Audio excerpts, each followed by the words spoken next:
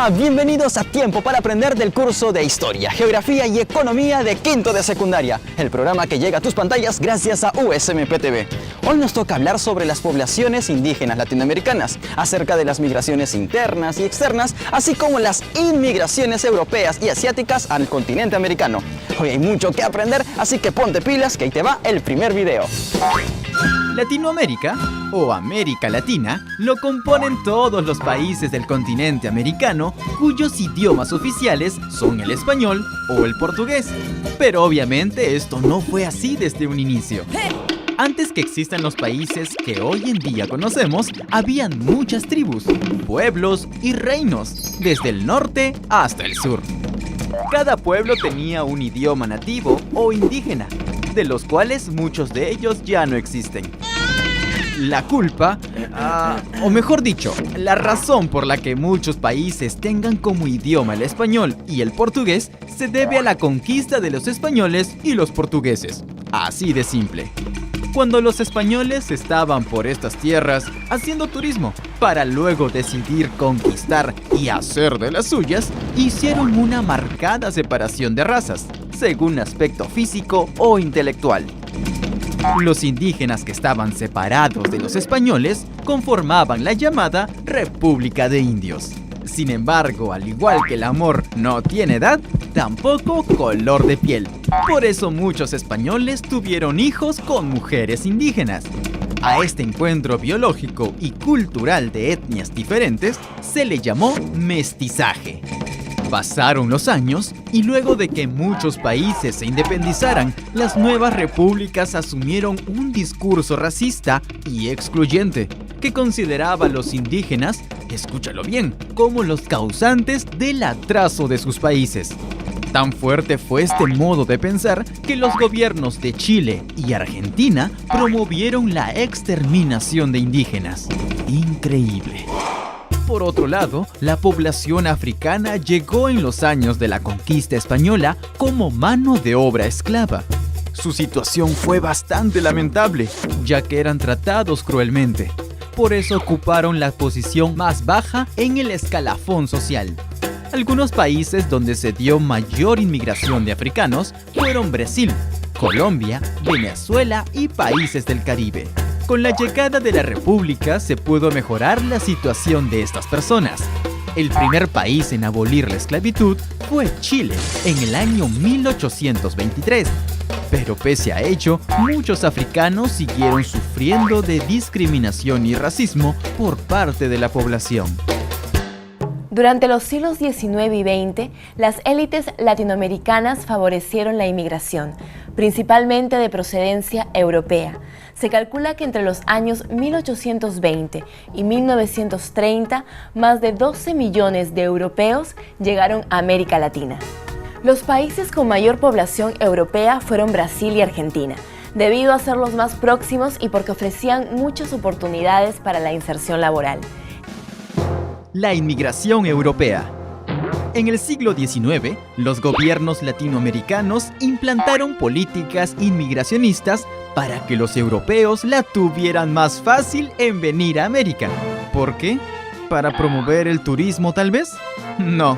Estas políticas fueron por motivos económicos e ideológicos, pues se creía que los europeos eran trabajadores, civilizados, innovadores y por tanto capaces de contribuir al desarrollo de estos países.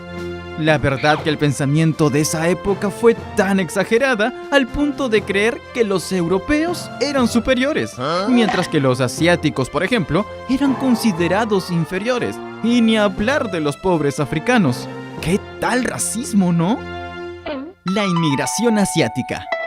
Los primeros inmigrantes asiáticos llegaron a Latinoamérica a mediados del siglo XIX, y en su mayoría fueron chinos y japoneses.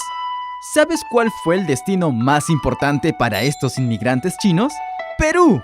Y si crees que los chinos vinieron a abrir chifas y los japoneses a poner restaurantes de sushis, nada que ver. Allá por el año de 1850 había necesidad de mano de obra barata.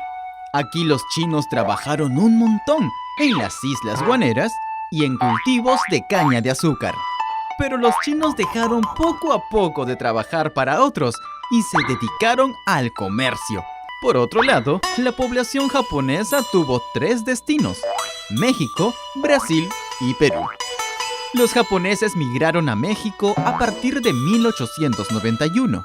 Allí fundaron la colonia de Enomoto, donde se dedicaron al cultivo de caucho y café, logrando una gran prosperidad económica en poco tiempo. Esos japoneses, todo un ejemplo. Ya hemos visto cómo era la situación en América entre los siglos XVI al XIX, con la creación de República de Indios, la llegada de africanos como esclavos, la creación de políticas que permitieron atraer europeos y también la llegada de chinos y japoneses. Han ocurrido muchas cosas en Latinoamérica durante varios siglos, pero hoy en día un gran acontecimiento social a nivel mundial son las migraciones. ¿Por qué la gente tiene que viajar o salir de su país a otros lugares? A veces es por motivo de trabajo, otras por estudio, pero vamos a ver más de esto en el siguiente video. ¿Sabes cuál es la diferencia de un emigrante y un inmigrante? Un emigrante es una persona que sale de su país de origen a otro, mientras que un inmigrante es la persona que llega a un país distinto al de su origen y se establece en él. A lo largo del siglo XX ocurrieron grandes procesos migratorios de personas en los países latinoamericanos, tanto migraciones internas como migraciones externas. Las migraciones internas son el desplazamiento de personas desde el campo a las ciudades y se produjo con mayor intensidad a partir de 1940. El principal motivo para las migraciones internas fue la industrialización. En las grandes fábricas se requería más trabajadores. Por eso muchos jóvenes dejaron a sus familias del campo para dedicarse a otras labores más técnicas y laboriosas. Poco a poco aumentó la migración interna y por tanto la población. Esto hizo que la urbanización crezca de manera rápida, pero también desordenada. Como más personas venían desde el campo a trabajar en las fábricas de la ciudad, surgió la necesidad de crear lugares para vivir. Por eso surgieron las invasiones de terrenos, creándose los pueblos jóvenes en el Perú, villas miserias en Argentina y las favelas en Brasil. Por otro lado, en países como Perú, Colombia y Guatemala, el terrorismo y los conflictos internos generó la migración de personas, también del campo a las ciudades, pero a estos acontecimientos se le conoció como desplazados por violencia o refugiados. Las migraciones externas o internacionales, como el mismo nombre lo indica, es cuando una persona se va de su país de origen a otro país.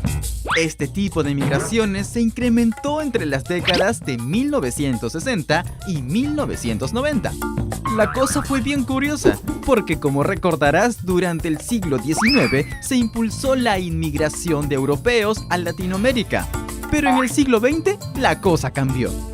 Debido al desempleo, la corrupción, las crisis económicas y la falta de oportunidades, muchos latinoamericanos tuvieron que emigrar a países desarrollados. El principal destino de los migrantes viene siendo Estados Unidos, donde se calcula que viven alrededor de 20 millones de latinos. Sin embargo, en las últimas décadas, España, Italia o Francia se volvieron destinos favoritos de Europa. La necesidad de emigrar a otros países en busca de mejores oportunidades laborales ha hecho que muchos latinos viajen de ilegales, poniendo en riesgo sus vidas. Sin embargo, debido a la coyuntura mundial, ahora será más sencillo el ingreso a los países de la Unión Europea por medio de la visa Schengen. Ahora es tu turno. ¿Cuáles fueron las causas para las migraciones externas? Desempleo, las crisis económicas y falta de oportunidades.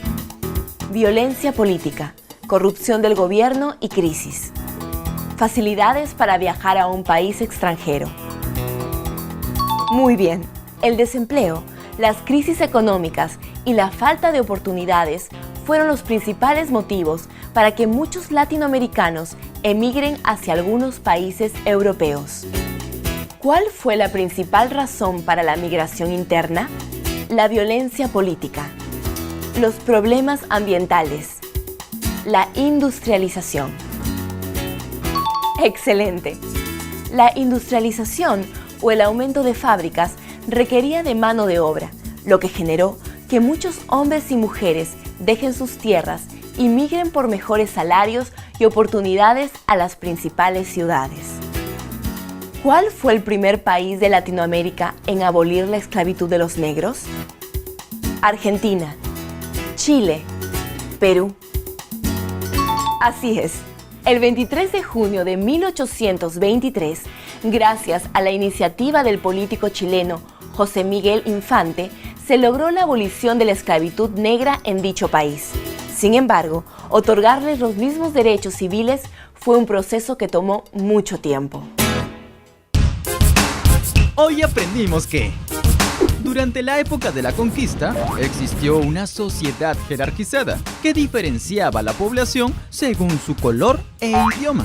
Así los indígenas estaban separados de los españoles y conformaban la República de Indios.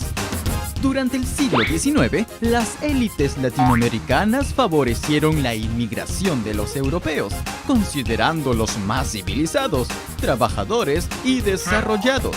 Por eso, bajo este componente racista, la inmigración europea era considerada superior. Por otro lado, la inmigración asiática, como la china o la japonesa, eran considerada inferior. La población africana fue traída como esclavos por parte de los españoles a Latinoamérica, principalmente a Brasil, Colombia, Venezuela y países del Caribe. Pero en 1823, Chile fue el primer país de América en abolir la esclavitud a los afroamericanos. En el colegio, o en el barrio, o en cualquier lugar donde estemos, siempre nos vamos a encontrar con personas diferentes a nosotros. Y no solamente me refiero en cuanto a su color de piel o su procedencia. Por ejemplo, hay quienes sufren alguna enfermedad, o también hay personas que tienen alguna discapacidad física. ¿Cómo crees que deberíamos actuar en esas circunstancias?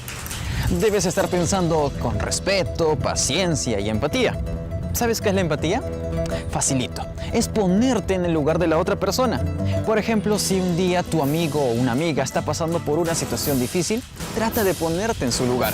De esa manera podrás comprender y ayudarlo de una mejor manera. ¿Sabías que? La frase "El país de todas las sangres" es el título de la quinta novela del escritor peruano José María Arguedas.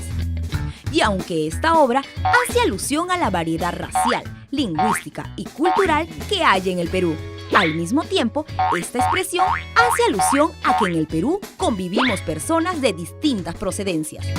Porque nuestra costa y sierra y selva es tan extensa y rica en diversidad natural de su gente, que viene precisa la expresión de Arguedas: Perú, el país de todas las sangres. Ahora ya lo sabes.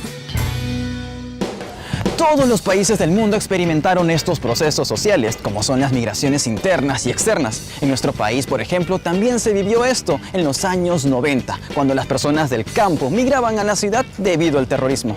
A inicios del siglo XXI, muchas personas tuvieron que emigrar al extranjero en busca de mejores oportunidades laborales, pero la situación de nuestro país es cada vez mejor. La economía es más estable y va en desarrollo. Espero que la información de hoy te haya ayudado a comprender mejor este tema. No dejes de seguir investigando, leyendo y preguntando para que tengas todo bien clarito y te saques un 20. No dejes de checar nuestra página en Facebook, Tiempo para Aprender, ver nuestros horarios, nuestros programas y todo lo que tenemos para ti. Nos vemos en una próxima. Sigue la programación de USMP TV y aprende con todo. Chau, chau.